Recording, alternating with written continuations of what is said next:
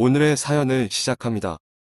안녕하세요. 저는 요즘 사랑과 전쟁을 찍고 있는 여자입니다. 남편과는 엄마의 가게에서 아르바이트 하다가 만났습니다. 엄마는 아이스크림 가게, 편의점, 옷가게, 초밥가게 등 여러 가게를 운영하십니다. 그때 당시에 남편은 엄마의 가게들을 총괄로 관리하던 매니저로 일하고 있었습니다. 저와 처음 만났을 때에는 제가 엄마의 딸인 줄도 모르고 그냥 아이스크림 가게에서 일하는 아르바이트 학생인 줄 알았습니다. 남편은 일주일에 서너 번 매장에 와서 매출 확인하고, 재고 확인하고, 특이사항 확인하고, 간단한 면담하고 갔습니다. 그러다가 눈이 맞아서 썸을 타고 사귀게 되었습니다. 처음에 교제하는 사실을 엄마에게 말씀드렸을 때는 다소 실망하실 거라고 예상하였으나 남편만큼 성실한 사람도 드물다며 나중에는 너무 좋아하셨습니다. 그렇게 양가 부모님의 축복을 받으며 결혼을 하였고 제 두 아이의 아빠가 되었습니다. 하지만 현재의 남편은 그냥 파렴치한 불륜남이며 배신자입니다. 얼마 전 남편이랑 저녁에 데이트가 하고 싶어서 아이들을 엄마에게 맡기고 남편이 있는 매장으로 갔습니다. 최근에 엄마가 신규 매장을 오픈하면서 주로 그 매장에 남편이 상주하고 있습니다. 일단 시작하는 매장이기에 매출이 적은 점을 감안해서 기존 매장에서 일 잘하는 아르바이트 학생 한 명과 남편 둘이서 운영하는 중입니다. 매장 근처쯤 갔는데 매장 안에서 여자 울음소리가 나오는 것이었습니다. 그리고 이어서 남편의 큰 소리도 들렸습니다. 단순 업무상의 실수로 뭐라고 하는 것이라고 하기엔 소리가 너무 커서 일단 들어보았습니다. 둘이서 싸우는 소리 같은데 직장 상사와 부하 직원 간의 대화가 아닌 연인 간의 다투는 소리였습니다. 다리에 힘이 풀려서 주저앉아 버렸습니다. 물론 저보다 20대의 젊은 아르바이트 여학생이 이쁘겠지만 그래도 우리 엄마 가게에서 바람을 피울 거라고는 상상도 못했습니다. 너무 답답해서 근처 편의점에 들려서 물을 사서 마시면서 물어보았습니다. 새로 오픈한 가게에 초밥 사려 왔는데 다투는 소리가 나서 못 들어가고 있다고 돌려서 말을 꺼냈습니다. 편의점 사장님께서는 신혼부부가 차린 가게인데 둘이서 금술도 좋아 보이고 얼마 전에 임신도 했다고 하는데 다투는 소리는 잘 못 들은 것 같다면서 다시 가보라는 것이었습니다. 그러면서 맛이 있다면서 메뉴도 추천해 주는 것이었습니다. 신혼부부, 임신, 금술이 좋다고. 다시 한번 물어보면서 조심스럽게 핸드폰으로 사장님과 대화를 녹음해서 일단 그날은 엄마 집으로 돌아왔습니다. 아이들을 보자마자 끌어안고 울었습니다. 무언가 눈치를 채신 듯 엄마는 저한테 꼬치꼬치 캐묻기 시작하셨고 결국 신규 매장의 CCTV를 돌려보시기 시작했습니다. 아버지도 여자 문제로 바람 잘 날이 없었고 결국 제가 고등학생 때 이혼하셨습니다. 그런 느낌을 받으신 것 같았습니다. 한참 돌려보시더니 이서방 다리 몽둥이를 끊어놓겠다고 하시면서 매장으로 가셨습니다. 저도 같이 따라갔습니다. 역시나 아직도 다투고 있었고 엄마가 들어가자마자 업무상 혼냈다는 듯이 연기를 하는데 엄마는 바로 남편의 뺨을 때렸습니다. 엄마가 얼마 전부터 가게들에서 돈이 조금씩 비는 것 같아서 확인해보니 제 남편이 별도로 챙기는 것을 발견하셨고 뭐라고 할까 하다가 애들도 크고 학원비 등등 나갈 것이 많으니 조금 손을 대나 보다 싶어서 그냥 모른 척하고 넘겼다는 것이었습니다. 그런데 내 딸과 내 손주들을 위해서 가져간 돈이 아니라 딴 년이랑 바람 피우느라 장모의 돈에 손을 대었냐면서 화를 내시는 것이었습니다. 몇 개월에 걸쳐서 여러 매장에 돈을 건드려서 금액도 적지 않았습니다. 장사 경력이 30년이 넘는데 돈에 손대는 것을 몰랐을 줄 알았냐면서 남편을 몰아붙였습니다. 남편은 아니라고 잡아댔지만 엄마가 보여주는 증거 앞에서는 순순히 인정할 수밖에 없었고 잘못했다며 용서해달라고 빌기 시작하는 것이었습니다. 알바년이 꼬셔서 넘어갔다며 핑계를 대는데 옆에 있던 알바는 자기도 당한 거라며 회식한다고 부르고 밥 사준다고 부르고, 면담한다고 부르고, 그러면서 이렇게 된 거고, 현재 임신 중이라는 것이었습니다. 남자의 여자 문제에 대해서는 이골이 나신 엄마이기에 이거 용서하고 받아줘봤자 결국 또 문제를 일으킨다며 이혼하라는 것이었습니다. 저도 어렸을 때 너무나 많이 봤기에 저런 남편, 저런 아빠라면 차라리 없는 편이 아이들에게도 저에게도 좋다고 생각하였습니다. 그래서 이혼하겠다고 하였습니다. 엄마는 바람난 알바년에게는 당장 그만두고 나가라고 하였고, 안 그러면 상간녀로 소송을 걸겠다고 하였습니다. 임신 문제는 저놈 즉 제 남편과 알아서 처리하라고 하였습니다.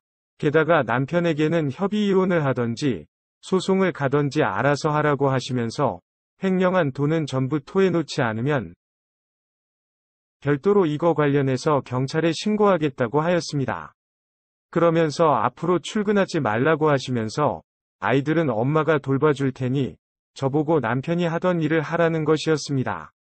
어차피 엄마가 죽으면 다 제 것이 될 거라면서 일을 배워둬야 한다는 것이었습니다. 순식간에 모든 것을 결정하고 나서는 엄마는 아이들을 데리고 가셨습니다. 남편은 한 번만 용서해달라고 무릎을 꿇고 있었지만 받아줄 수 없었습니다. 엄마의 말이 하나도 틀린 것이 없기 때문입니다. 더 추한 꼴이 보기 전에 가라고 하였습니다. 당분간 엄마 집에서 지낼 테니 알아서 자기 짐들 챙겨서 나가라고 하였습니다. 그러자 남편은 알바녀한테 너 때문에 자기 인생 망했다면서 그냥 애떼고 주는 돈 받고 떨어져 나가라니까 끝까지 버티더니 결국 일을 크게 만들었다면서 손찌검을 하려고 하길래 밀쳐내고 결국 경찰을 불려서 같이 파출소로 보내버렸습니다. 그 후로 가끔가다 찾아오거나 연락을 하지만 가볍게 무시를 하고 있습니다. 아이들이 보고 싶다며 엄마 집에도 찾아왔던 적이 있었는데 물바가지를 맞고 돌아갔다고 하였습니다. 현재 이혼 절차 진행 중입니다. 단 한 번이 용서도 없이 이혼하는 것이 너무하다는 친구의 의견도 있었지만 제가 어렸을 적 봤던 아버지의 모습이 잊혀지지 않습니다.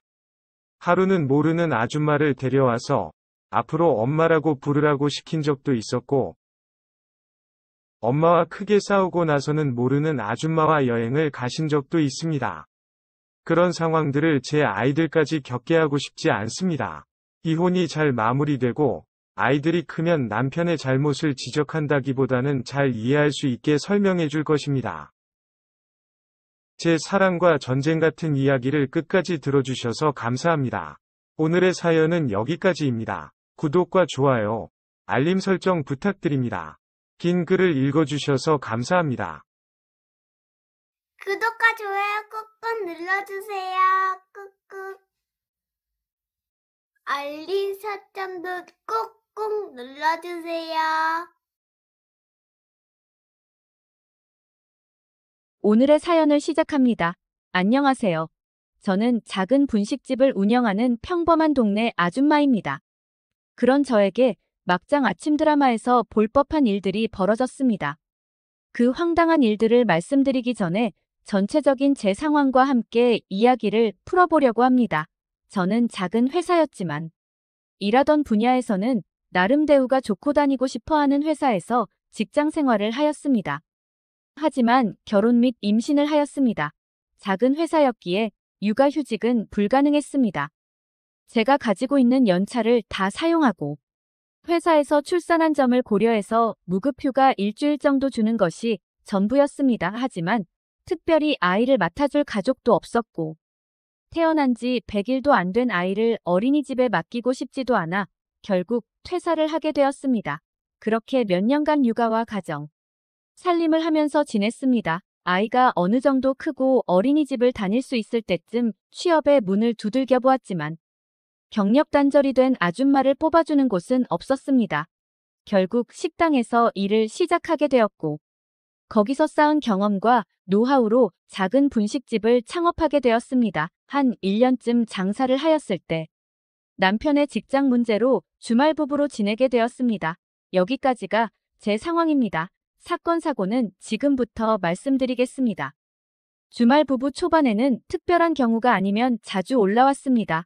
아이랑도 놀아주고 가게 수리도 도와주고 그런 아주 자상한 남편이었습니다. 얼마쯤 지나고 난 후부터는 올라오는 주기가 점점 뜸해지기 시작했습니다. 한 번은 올라와서 집 이사 가는 것 좀 도와달라고 하였습니다. 그랬더니 포장이사 불러서 하면 되지 바쁜 사람을 그깟 일로 오라가라 하는 것이냐며 저한테 상식이 있냐고 화를 내면서 묻더군요. 그때까지만 해도 그냥 피곤하기도 하고 일도 많고 하니까 남편도 지치고 예민해져 있다고 생각했습니다. 그래서 저한테 그렇게 말해도 이해할 수 있었고 사과도 하였습니다. 하지만 어느 순간부터는 다투는 횟수는 많아졌고 그걸 이유 삼아 더 안 올라오는 것이었습니다.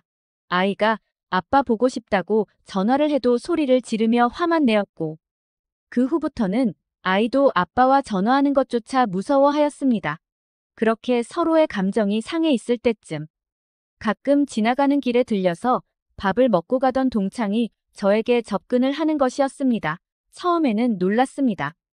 요즘 들어서 자주 와서 밥을 먹고 간다고만 생각했습니다. 한가한 시간대에 와서는 외근 가는 길에 밥 먹으러 들렀다며 밥도 먹고 커피도 마시며 이런저런 대화도 하다가 갔습니다. 그러다 한 번은 일 끝나고 시간 되면 맥주나 한잔 하자고 말을 하는데 어린이집에서 아이를 데려와서 애도 봐야 하고 집안일도 해야 했기에 다음에 먹자고 계속 거절을 하였습니다. 하지만 그 동창은 가게 와서 밥 먹을 때마다 이야기를 하였고 결국 저녁에 간단한 맥주를 마셨습니다. 남편과 잦은 다툼에 답답하기도 했는데 술이 한 잔 들어가니 즐겁게 시간 가는 줄 몰랐습니다. 게다가 아이를 친정집에 하루 맡기고 와서 그런지 마음도 한결 가벼웠습니다. 그래서 그런지 그날따라 술은 잘 들어갔고 그 후로는 기억이 끊겼습니다. 아침에 눈을 떠보니 그 동창 녀석과 모텔 침대에 누워 있었고 주변 정황상 지난밤에 제대로 사고를 친 것이 맞는 것 같습니다. 놀래서 벌떡 일어나니 동창도 깨면서 속이 괜찮냐고 묻는데 어떻게 된 거냐고 물었고 지난밤에 있었던 일들을 다 설명해 주는데 더 이상 듣는 것조차도 거북했습니다. 정말 실수라 다시는 이런 일이 없을 거라고 하면서 서둘러 나왔습니다. 그 후로 그 동창에게 오는 연락을 무시하였습니다. 그러다 가게에 찾아왔고 이렇게까지 할 필요가 있냐며 다시는 이런 일이 없을 거니까 그냥 서로 잊고 평범하게 지내자고 하고서는 가버렸습니다. 저도 너무 했나 싶어서 그날 저녁 먼저 연락을 했고 평소처럼 지내고 있었습니다. 그런데 저에게 자꾸 그날 일이 기억이 난다면서 한 번만 더 모텔을 가자고 말을 하는 것이었습니다. 절대 안 된다고 강력하게 거절하면서 한 번만 더 그런 이야기하면 다시는 가게에 찾아오지도 말고 연락도 다 차단할 거라고 하였습니다. 그랬더니 남편을 거론하면서 모든 사실을 다 알리겠다고 하며 엄마의 외도로 이혼하게 되면 아이에게 참 좋겠다며 협박을 하는 것이었습니다. 마음대로 해보라고 큰 소리를 쳤지만 마음 한편으로 걱정도 되고 엄청난 두려움이 몰려왔습니다. 결국 한참을 고민한 끝에 요번에 마지막이라며 결국 만났고 그렇게 모텔에 가서 치욕적인 시간을 보내게 되었습니다. 그 녀석은 저한테 자기보다 더 만족해하는 것 같다고 하였지만 빨리 끝내고 그곳을 벗어나고 싶었습니다. 그래서 원하는 대로 최대한 맞춰준 것이었습니다. 다시는 이런 걸로 부르지 않겠다는 약속을 받고 집에 와서 엄청 울었습니다. 하지만 또 저를 협박하기 시작했고 그때마다 저는 그 녀석이 원하는 대로 해줄 수밖에 없었습니다. 언젠간 이런 날도 끝이 나겠지. 임신만은 피해야 된다는 생각에 피임만은 잘 지켜달라고 하였습니다. 그때마다 알았다며 대답을 잘하던 그 녀석이 저를 결국 임신까지 시켜버리고 말았습니다. 얼마 지나지 않아 남편은 그 녀석과 모텔 들어가는 사진, 산부인과 진료 받으려 들어가는 사진 등을 보여주며 바람 피우는 것도 모자라서 내연남 아이까지 임신했냐며 이혼을 요구하였습니다. 그러면서 놀고 있는 아들을 보며 자기 아들이 맞기는 하냐고 묻는 것이었습니다. 너무 서러웠고 있었던 사실을 다 말하였지만 제 말을 들어주지도 믿어주지도 않았습니다. 그렇게 이혼을 하게 되었고 그 녀석도 뱃속에 아이가 자기 아이인지 남편 아이인지 알 수가 없다며 가버렸습니다. 그렇게 아들과 뱃속의 아이와 저만이 세상에 남게 되었습니다. 배는 불러오지만 지켜야 할 자식들이 하루하루 열심히 장사를 하였습니다. 남편이 보내는 주는 양육비도 처음에만 한두 번 보내주고 끊겼습니다. 갑자기 작아진 집과 하루가 다르게 불러오는 배를 어린 아들에게 지금 당장 다 설명해 줄 순 없습니다. 하지만 그래도 내가 저지른 실수 때문에 벌어진 결과들이기에 적어도 아이들만큼은 최선을 다해서 키우겠다고 다짐했습니다. 몇 개월쯤 지났을 때 전 남편의 재혼한다는 소식을 들었고 그냥 무시했습니다. 그런데 그 결혼식을 다녀온 지인으로부터 이상한 소리를 들었습니다. 그 결혼식에 저를 이렇게 망쳐놓은 동창 녀석이 왔고 전 남편과는 환하게 웃으며 인사도 하고 사진도 찍었다는 것이었습니다. 아무리 이해를 해보려고 해도 자기 부인과 바람이 났던 놈인데 저렇게 지낸다는 것이 말이 안 되었습니다. SNS 등을 뒤져보면서 그 둘의 주고받은 댓글들을 찾아보았고 확실한 증거는 없지만 그 둘이 저를 함정으로 몰아넣었다는 확신이 들기 시작했습니다. 그리고 현재 아무리 찾아보려고 해도 증거를 못 찾고 있습니다. 앞으로 어떻게 하면 좋을까요? 정말 미치겠습니다. 도와주세요. 오늘의 사연은 여기까지입니다. 구독과 좋아요, 알림 설정 부탁드립니다. 긴 글을 읽어주셔서 감사합니다. 꼭꼭 눌러주세요. 오늘 우리는 실제로 일어났던 실제 이야기를 공유하려고 합니다. 이야기는 이렇습니다. 제 이름은 아자입니다. 그는 22살이었습니다. 그는 도자기 일을 했지만 그의 재정 상황은 그다지 좋지 않았습니다. 저는 한 행사에서 공통 친구를 통해 그를 알게 되었습니다. 그는 제가 살던 지역과 같은 지역 출신이었습니다. 저는 그 지역에서 가장 아름다운 소녀로 여겨졌고 모두가 이에 대해 이야기했습니다. 그도 마찬가지였습니다. 우리가 처음 만났을 때 그도 그렇게 말했습니다. 그것은 제가 평생 처음으로 사랑이 무엇인지 느꼈던 순간이었습니다. 그와 함께 저는 사랑의 의미를 배웠습니다. 우리는 약 2년 동안 함께 있었습니다. 그 시간 동안 저의 가족은 많은 것들에 대해 의견을 계속 바꾸었습니다. 특히 제가 누구와 관계를 맺어야 하는지에 대해 많이 고민했습니다. 우리 친척들은 항상 무언가를 말했고, 특히 저희 어머니는 다른 사람들이 하는 일을 모방하려 했습니다. 특히 결혼 문제에 있어서는 더욱 그러했습니다. 어머니는 제가 빨리 약혼하고 결혼하기를 원했습니다. 만약 우리 지인의 딸이 좋은 결혼을 했다면 어머니는 제가 그 길을 따르길 원했습니다. 항상 제가 다른 사람들처럼 성공해야 한다는 압박이 있었습니다. 어머니는 우리 친척들, 특히 아버지의 자매들, 제 고모들과 경쟁하는 것 같았습니다. 아버지의 가족과는 항상 어느 정도의 질투가 존재했습니다. 어느 날, 암느가 저에게 청혼했습니다. 그러나 그의 재정 상황은 매우 어려웠습니다. 친척들 사이에 모든 질투가 가득한 그 상황에서 암느가 저에게 청혼했습니다. 그는 그의 어머니와 아버지의 지지를 받았지만 우리 가족 간의 대화는 쉽지 않았습니다. 암느의 재정 상태는 좋지 않았고 사실 우리보다 더 나빴습니다. 그래서 저희 가족, 특히 어머니는 그의 청혼을 거절했습니다. 저는 매우 상처받았고 우리 결혼을 지지하도록 아버지를 설득하려고 여러 번 시도했습니다.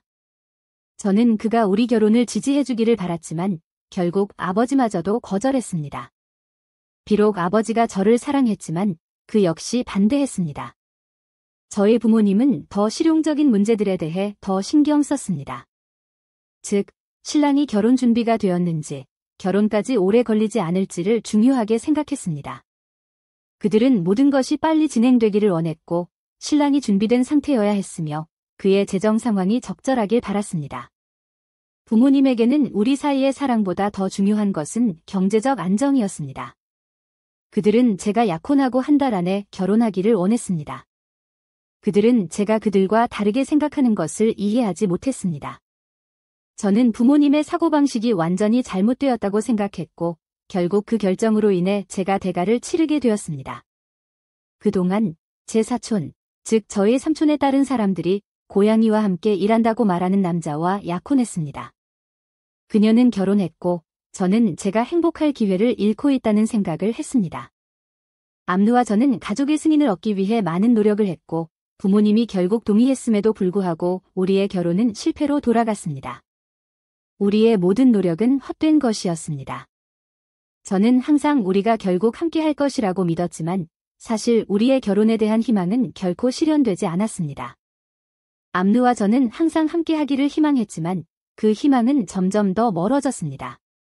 이 모든 것에도 불구하고 우리는 계속 연락을 유지했습니다. 우리는 만나고 대화하고 끊임없이 워트세프를 통해 소통했습니다. 우리의 삶은 마치 아무 일도 없었던 것처럼 보였습니다. 우리는 계속해서 메시지를 주고받으며 세상이 우리 주위에서 조화를 이루고 있는 것처럼 느껴졌습니다. 그러나 어느 날 매우 존경받는 가정에서 온 한 남자가 청혼을 했습니다. 그는 저의 가족이 항상 저에게 원했던 사람처럼 보였습니다. 그의 이름은 무스타파였고 그는 25살이었으며 아버지의 마이크로버스 사업에서 일하고 있었습니다. 무스타파는 외동아들이었고 그의 가족은 물론 저의 부모님 역시 그를 이상적인 신랑으로 보았습니다. 저의 부모님에게는 무스타파가 그들이 저에게 바라던 모든 것이었습니다. 그가 가진 마이크로버스는 아버지의 것이었고 오랜 세월 일한 후에 그에게 물려주었습니다. 무스타파는 유일한 상속인이었고 그의 가족에게 그것은 그의 재정 상태가 좋다는 것을 의미했습니다. 그는 우리와 정확히 같은 지역에 살지는 않았지만 우리 집 뒤편의 거리에서 살고 있었습니다. 그는 내가 시장에 오가면서 몇 번 나를 보았고 결국 나를 좋아하게 되었습니다. 그래서 그는 나에게 청혼을 했습니다.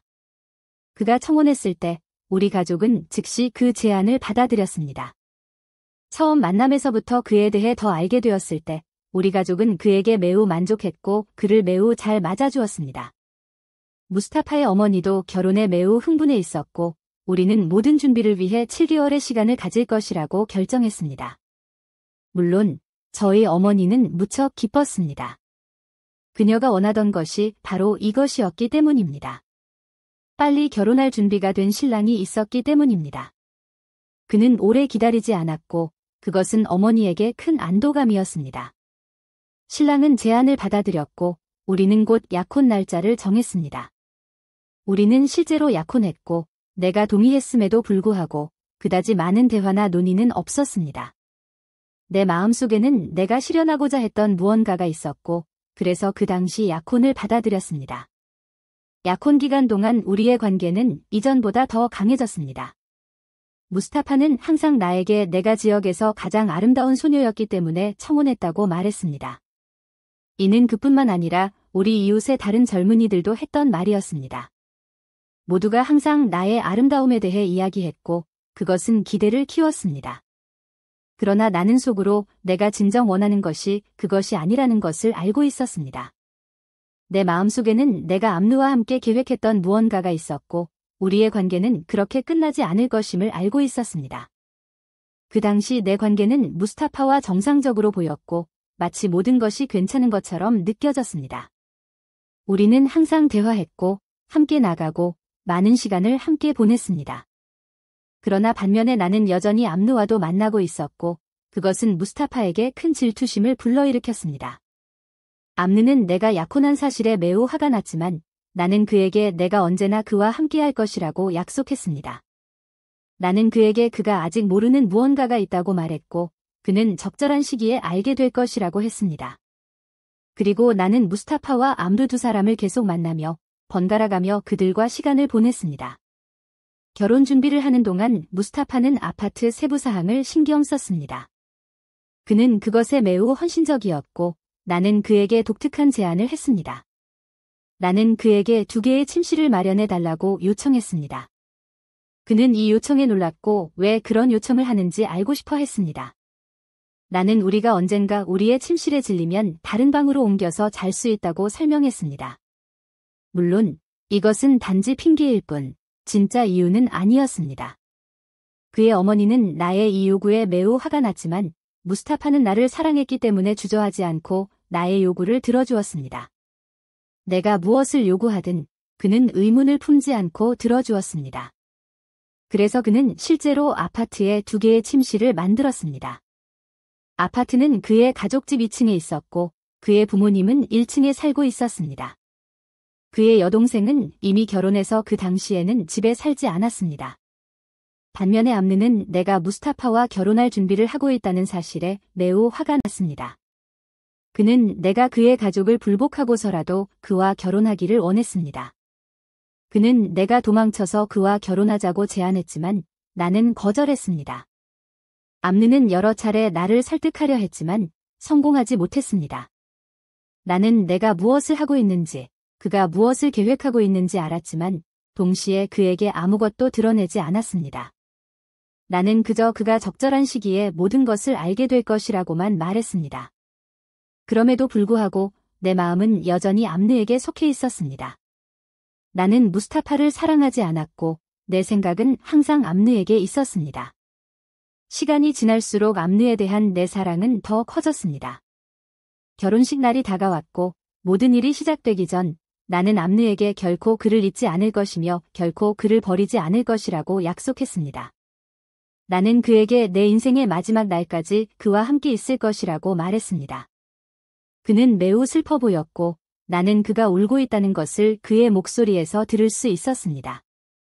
왜냐하면 그는 내가 결혼 후에도 그와 함께 있을 것이라고 믿지 않았기 때문입니다. 하지만 나는 그에게 그를 떠나지 않을 것이며 어떤 상황에서도 함께할 것이라고 확신시켰습니다. 나는 그에게 더 가까워질 것이며 이 결혼은 단지 형식일 뿐 그 이상도 이하도 아니라고 말했습니다. 나는 부모님의 압박 때문에 결혼을 받아들였지만 사실 나는 이것이 우리를 떼어놓지 않게 하기 위해 모든 것을 계획했습니다. 걱정하지 말라. 나는 내 곁에 있을 것이라고 약속했습니다. 결혼식 날, 무스타파는 기쁨에 넘쳐 보였지만 나는 그 기쁨을 공유하지 않았습니다. 나의 시어머니도 그 자리에 있었고 내가 그의 아들을 사랑하지 않는다는 것을 분명히 느낄 수 있었습니다. 그녀는 나와 항상 불편해 보였습니다. 아, 어머니의 마음은 이런 것을 느낄 수 있지요. 그렇지 않나요? 어머니들은 자녀에 관해서는 틀림없는 본능을 가지고 있습니다. 사실 나는 무스타파를 사랑하지 않았고 그것은 그녀에게 명백했습니다. 나는 아들이 꿈꾸는 신부가 아니었지만 무스타파는 나를 이해해 주었습니다. 반면 그의 어머니는 나를 결코 좋아하지 않았습니다. 그녀는 나를 딸처럼 보지 않았고 나와 연결되지도 않았습니다. 그러나 무스타파는 나를 매우 사랑했기 때문에 나를 너무 신뢰했습니다. 하지만 솔직히 말해서 나는 이 상황이 그에게 영향을 미치고 있다는 것을 알고 있었습니다. 결혼식 날, 우리는 우리가 새로운 가정으로 들어가게 될 아파트로 갔습니다. 그리고 놀랍게도 나의 시어머니가 그곳에 나타났습니다. 나는 거실에 있었고 그녀가 무스타파와 대화하기 시작하는 소리를 들었습니다. 그녀는 그에게 나를 더 강하게 대하고 남편으로서 주도권을 잡으라고 설득하려고 했습니다. 그녀는 그에게 그녀를 제자리에 두라고 말했습니다. 마치 아내를 존중하는 것이 그에게 어려운 일인 것처럼 말입니다.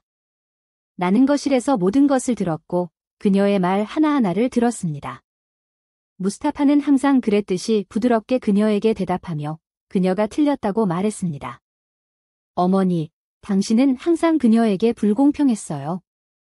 게다가 그녀는 저에게 매우 잘해주고 저를 기쁘게 하기 위해 모든 노력을 기울이고 있습니다. 물론 그의 어머니는 포기하지 않았습니다. 그녀는 계속해서 내가 내 말을 들어야 해, 아들아. 그녀에게 강하게 대해야 해, 약해지면 안 돼. 너는 내 아버지가 항상 나에게 그랬던 것처럼 더 단호해야 해, 라고 말했습니다. 그동안 나는 모든 대화를 듣고 있었고 눈물을 참을 수 없었습니다. 그 말을 듣는 것은 고통스러웠고 나는 그녀로부터 멀어지고 싶고 그녀의 영향에서 벗어나고 싶었습니다. 나는 그녀가 그를 통제하려 하고 있다는 것을 알았고 내가 하고 있는 모든 것을 깨닫게 하려 했다는 것도 알았습니다. 나는 그녀가 그렇게 되지 않도록 하기 위해 무스타파가 계속 내 편에 있도록 최선을 다했습니다. 그날 밤 어머니와의 대화 후 무스타파는 나와 함께 있었습니다. 우리가 누웠을 때 우리는 처음으로 진정한 부부처럼 가까워졌습니다. 그는 매우 행복해 보였고 에너지가 넘쳤습니다. 모든 것이 끝난 후 우리는 저녁을 먹었고 대화를 나누며 나는 그에게 다음 날 밤에는 두 번째 방에서 혼자 자고 싶다고 말했습니다. 그는 당황한 듯 보였고, 왜 두 번째 방에서 자고 싶어? 내가 우리 방에 질리면 환경을 바꾸기 위해 방을 바꾸자고 하지 않았니? 왜 갑자기 그리 서두르지? 라고 물었습니다. 나는 두 번째 방으로 가서 그냥 혼자 자고 싶고 지금은 긴장된 상태라서 혼자만의 공간이 필요하다고 말했습니다. 나는 그 후에 다시 우리 방에서 정상적으로 잘 것이라고 설명했습니다. 그는 수락했지만 완전히 이해하지 못한 듯 보였습니다. 다음 날 우리는 평소처럼 아침 식사를 했고 곧 그의 어머니가 다시 우리를 보러 왔습니다. 그녀는 우리에게 점심을 가져왔습니다. 생선, 새우 등 여러 가지 음식을 가져왔습니다. 그녀는 항상 무언가를 시사하는 듯 보였고 음식을 건네며 무스타파에게 먹어라, 내 사랑. 너는 새 신랑이니 잘 먹어야 해, 라고 말했습니다. 물론 그녀는 친절하게 대하면서도 시어머니만이 할 수 있는 간접적인 말들을 빼놓지 않았습니다. 그녀는 무스타파가 그의 아버지처럼 더 단호해야 하며 집과 일에서 모든 결정을 내리는 사람이어야 한다고 말했습니다. 그녀의 아내는 그의 아버지의 동의 없이 결정을 내린 적이 없다고 언급했습니다. 그녀에게는 남편이 집안의 주인이 되어야 했고 나는 무스타파의 통제 아래 있어야 했습니다. 그녀가 하는 말의 의도를 나는 분명히 알 수 있었습니다. 그녀의 모든 말은 아들을 향한 것이었으며 마치 그녀가 항상 나로부터 그를 보호하려는 것처럼 느껴졌습니다.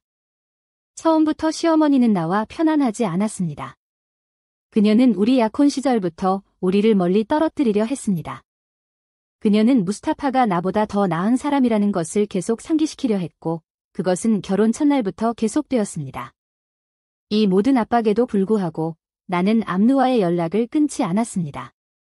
때때로 나는 그와 대화할 필요가 있었고 집에 있을 때 숨이 막히는 느낌이 들면 화장실에 가서 그와 통화했습니다. 무스타파는 항상 내 곁에 있었기 때문에 대화하는 것이 처음에는 더 어려웠습니다. 그러나 나는 항상 암누와 대화할 방법을 찾았습니다. 때로는 무스타파가 잠들었을 때 나는 내 휴대폰을 꺼내 암누에게 워트세프로 메시지를 보냈습니다.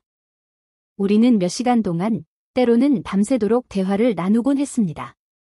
나는 그와 대화하며 그리움과 암누 외에 다른 사람을 생각할 수 없다고 말했습니다. 결혼 둘째 날, 나는 무스타파와의 약속을 지켰습니다. 우리는 함께 저녁을 먹었고 그가 우리 방으로 가서 잠자리에 들었을 때 나는 두 번째 방으로 갔습니다. 나는 그에게 설명한 것처럼 모든 일에 너무 긴장했다고 말했습니다. 나는 방에 들어가 안에서 문을 잠그고 무스타파가 잠들었다는 것을 확신할 때까지 기다렸습니다. 그가 잠들자마자 나는 암누에게 전화를 걸었습니다. 나는 그에게 지금 당장 그를 보고 싶다고 말했고 그가 의심을 사지 않고 우리 집에 올 수 있는 방법을 설명했습니다. 나는 그에게 내 방 창문으로 들어오라고 요청했습니다. 왜냐하면 그가 집의 계단을 통해 올라오면 시댁이 살고 있는 1층에서 볼 수 있기 때문입니다. 문을 여는 것도 무스타파를 깨울 수 있기 때문에 불가능했습니다. 암누는 동의했고 지체 없이 나에게 왔습니다. 그가 창문으로 들어오자마자 나는 그를 끌어안고 울기 시작했습니다. 나는 그 상황, 그와 함께하지 못하는 것, 그리고 무스타파와 결혼했다는 것에 대해 너무나 죄책감을 느꼈습니다. 그 순간 나는 무스타파 대신 암누가 있었으면 좋겠다고 생각했습니다.